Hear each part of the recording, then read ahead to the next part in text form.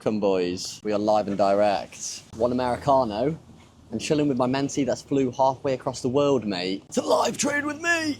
Not exactly, but close enough, mate. To live and exist. Yeah, listen where we are, boys. I'll do a little pan as around.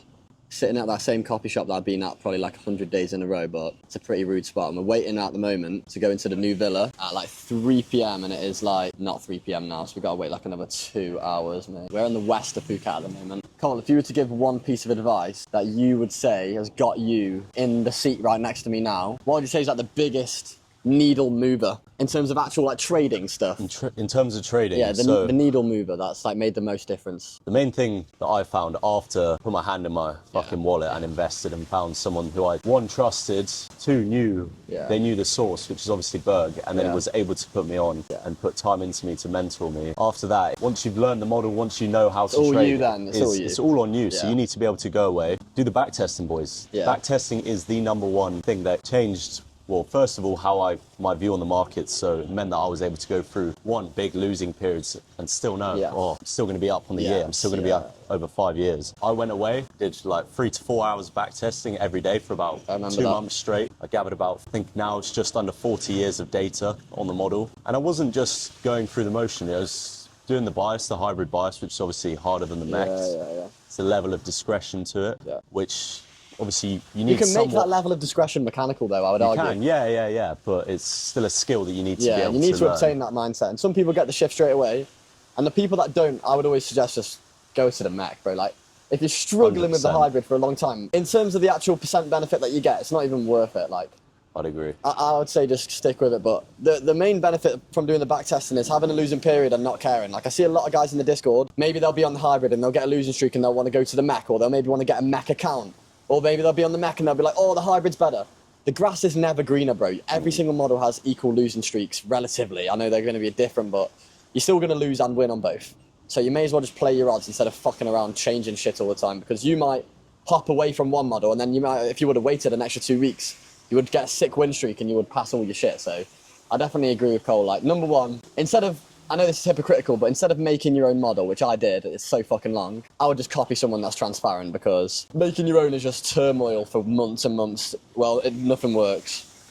But once you find a good mentor that actually shows you his trades, now he doesn't need to show you his exact bank account, but just every trade and the RR, that's all you need to know. Because then you can add the dots together and go, okay, well, if he's got this amount of funding, then he's going to be making this amount of money, and you'll be able to see that if you take all the same trades and if you look at the same trades as well. But I would say one of the biggest mindset shifts that I had when I was doing was just the fixed variables. I didn't call it mechanical trading when I first got into it, because it wasn't really like a buzzword that people were using. I just kind of called it fixed rules. So I wasn't even really jumping on the mechanical bandwagon, because I was just kind of like, well, I've got a discretionary model at the moment, is what I was thinking. And I keep fucking it up because I keep changing shit or doing it wrong or whatever. So let me just write down exactly what I have to do. And then obviously that just transformed into it being mechanical, and then now look where we are, bro. It's way better because you just don't need any psychology, which people think is a scam, but you also don't need market experience. Yeah, no market experience at all, because so let's say I'm on the mech model, let's say I am. If you learn the mech model, you will be taking the same trade as me unless you fuck it up. And that's a massive benefit, because it doesn't matter about how many years you've got on the market, what your perception is on the day, how you're feeling, if you're caffeinated, if you're well slept. You know what I'm saying, bro? You're going to take the same exact fucking trade. It's quite literally just a checklist. It literally is a checklist, literally a checklist. Quite literally. You can't, with mechanical trading, there is no room for psychology to play a part unless you are a complete bitch and you're forcing trades, and you're never going to be profitable. Anyone can obviously force anything. Yeah. You can literally decide to not follow the checklist, obviously. But if you're not an idiot, you can't fuck it up. Yeah. That's basically what I think as well. Like, it's bulletproof, and that's why so many people are printing. Like, if I ever get someone to edit this video, or I do it myself, right now I'll pop up on screen everyone's weekly P&L. In the Thursday live call in the Discord, I went through and I was just asking everybody to do a journal check, where I was just reviewing everyone's journals. And what we realised was every single person in that call was up since they started the model, except from one person. I think it was Ethan FX. He was down 2.57R, but he's been on the model for like less than a month, so it's expected. You're going to get a bad period, and if you land on a bad period, then you'll be down. If you land on a good period, then you'll be up, you know what I mean?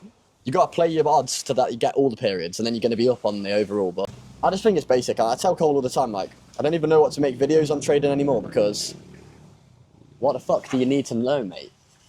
It's so fucking basic. Just follow a model and just stick to it until you win. And if you're not happy with it taking so slow, then pick some other niche. Do something else, brokers.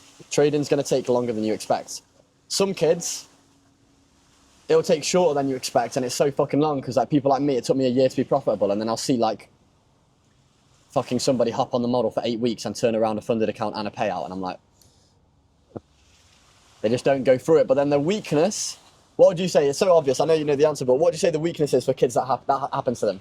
Yeah, first of all, you just think it's too easy, and you're getting too gassed. You think you're not going to be able to go through winning and losing periods. Like, I jumped on the model, maybe like 4 months in, we had April, which was fucking disgusting, mate. Like, we were getting pieced up, which means, like, we were able to know, okay, well, this is the worst that can happen. Yeah, this is the worst that's going to happen. Are we still alive? Yes. Have we still got our accounts? Yes. Yeah.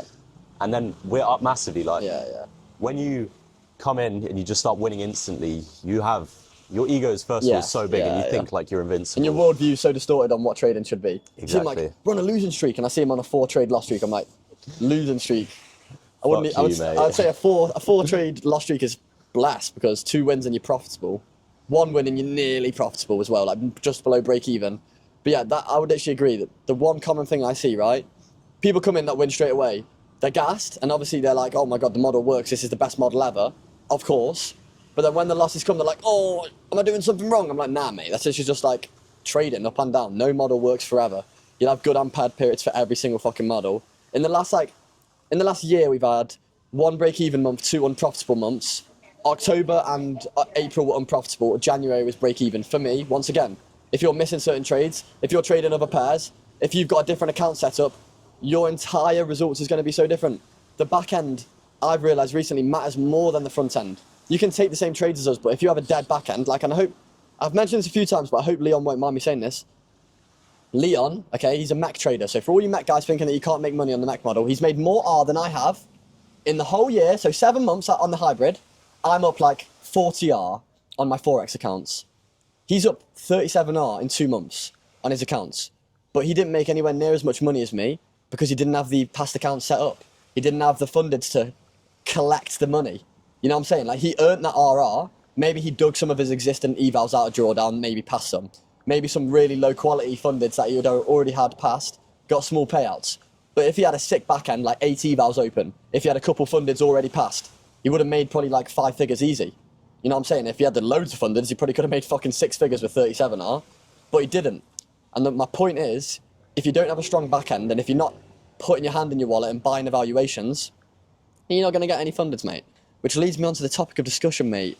We have got a new partner in terms of BERG trades.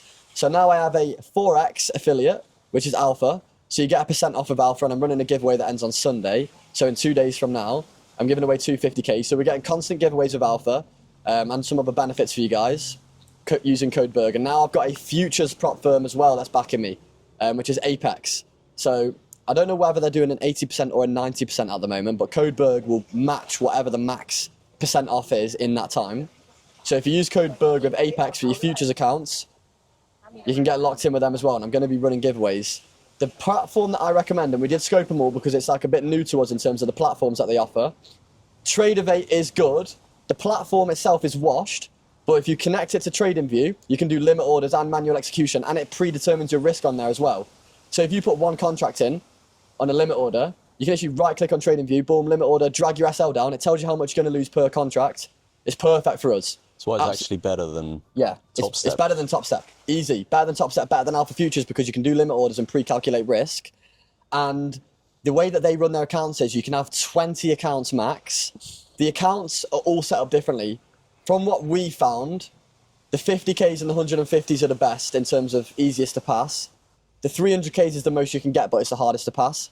So I'm going to like test all the different account sizes out so we can find out the best method to the madness per account, so we can get you guys sorted with a sick payout plan to scale these accounts. Because Apex, one strength that I find from them in comparison to all the other firms is the amount of accounts you can get, and also the payout rules.